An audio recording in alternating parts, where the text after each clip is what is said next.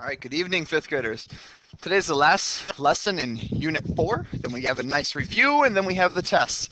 But we're going to be going over some skills today that are going to help you on your Unit 4, kind of summing it all up with division, and we're going to be working with some place value this evening, okay?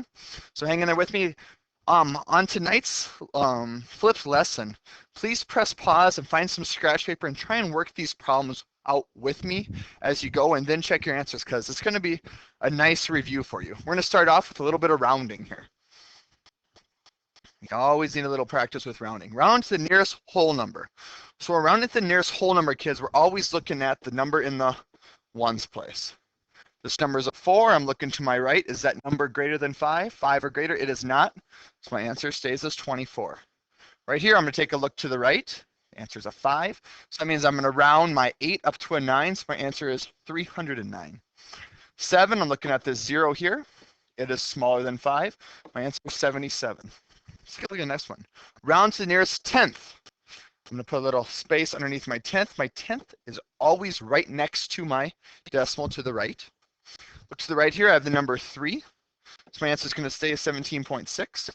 Right here, I've got a 4. So my answer is going to stay 109.1. I have an 8 here, which is going to round my 9 up. Since my 9 goes up, I have to round all the way over to my 3. So my answer is 240. Let's look at this bottom problem here. Round to the nearest hundredth. My hundredth place is right here, 2 spots away from my decimal. First problem here, I have 89.00 or 89.06. This number is a 4, so I'm going to have to keep it the same, 89.06. Right here, I've got a 7, so I'm going to round it up, 2.33. This 9 is going to round my 0 to a 1, so I have 645 and 100. Let's keep going here.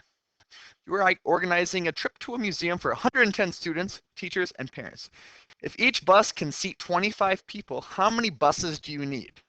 Now keep in mind, we're dealing with people here, so we're going to have to do something with the remainder, right? I have 110 students. I'm dividing it by 25 people that can sit on each bus. So each bus can only hold 25. 110 divided by 25. Markers here. Once again, press pause because I'm going to be working this out so you can kind of see how you're doing with these problems. And if you're struggling, of course, you have to ask when you come into class tomorrow, and I will be right by your side to help you out, okay? 25 goes into 1 0 times. 0, subtract 1, bring down the 11. Can 25 go into 11? It can't. 25 times 0, subtract 1, 1, bring down the 0. How many times can 25 go into 110? Well, I know 25 times 4 equals 100. Go times 4, 25 times 4 is 100. Subtract, get a 10. I'm going to keep this as a remainder 10 because I'm not chopping anybody up for this field trip. You know what I mean? I'm not going to get a decimal of a person. So as we see here, we need 4 buses, but we can't forget these 10 people.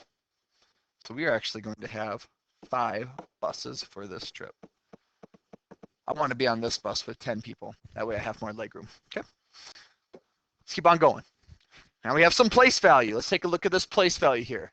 I don't have any decimals in the problem. My decimal's right here. I've got a comma right here. I've got a comma right here. Keep this in mind. The digit in the thousands place is a 6. Got a 6 right here in the thousands place. This problem is done. The digit in the ones place is the sum of the digits in a dozen. A dozen is 12. The sum of the digits is 1 plus 3. In the ones place, my answer is a 3. This one's done. This is how you solve these, kids. We always get intimidated in class when we have a place value page like this because you see all the words and you automatically raise your hand because you don't want to try. Just please take your time on each one. The digit in the millions place is 1/10 of 70. Well, if I were to take 70 and divide it by 10, I would get 7. The millions place is a 7. That one's done. The digit in the hundred thousands place, that's right here, is half the digit in the thousands place. That's right here. Half of 6 is 3. This problem's done. The digit in the hundreds place, which is right here, is the sum of the digit in the thousands place and the digit in the ones place. My thousands place and my ones place is a 9. 6 plus 3 is 9, so in the hundreds place, I have a 9. That one's done. The rest of the digits are all 5s. Fill the rest in with 5s. That's how you do these problems, kids. We got another one here. Thought this would be some good practice. The digit in the tens place is a 2. Oops, better not cross off the wrong one. The digit in the ones place is double the digit in the tens place. 2 plus 2 is 4. The digit in the hundreds place is 3 times the digit in the tens place. So the digit in the tens place, 3 times that, it'd be 2 times 3 is 6. The digit in the hundred thousands place, that's right here, is an odd number less than 3. Well, what numbers are less than 3? We have 2 and we have 1. 2 is an even number, so that means we have 1 as our answer. The digit in the millions place is 1/3 of 15. Millions place is right here. 1/3 of 15 means 15 divided by 3, and we get 5.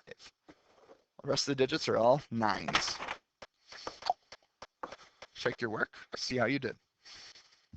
Last one. Take a close look at this one here. We've got a decimal right here. Okay, keep in mind with that problem. The digit in the 10,000s place is the sum of the digits of 150. So 10,000s is right here. 1 plus 5 plus 0 equals 6. The 6 is right here, in the 10,000s place. The digit in the millions place is a prime number greater than 5. Millions place is right here. Prime number greater than 5, so the numbers greater than 5 are 6. I know 6 isn't prime because 2 times 3 is 6. 7 is a prime number, because 1 times 7 is the only way to get to 7. The digit in the hundreds place is half the digit in the thousands place. So the digit in the hundreds place right here, it's half the digit in the thousands place. Do we know the number in the thousands place? We don't, so we have to skip this one. The digit in the tenths place is 1 less than the digit in the millions place. Tenths place is right here. 1 less than the millions place is right here, which means I have a 6 here. The digit in the thousands place is 2/5 of 20. 2/5 of 20. Well, 1/5 of 20 would be 4. So 2/5 would be 8. So in the thousands place, we have an 8. Now we know the number in the thousands place. The digit in the hundreds place, so right here, is half the digit in the thousands place. So half of 8 is 4. The rest of the digits are 3s. See how I took my time on that? The reason why I wanted to do a couple of these, kids, is so when you kind of watch how I problem solve in my mind and show my work, you take one step at a time.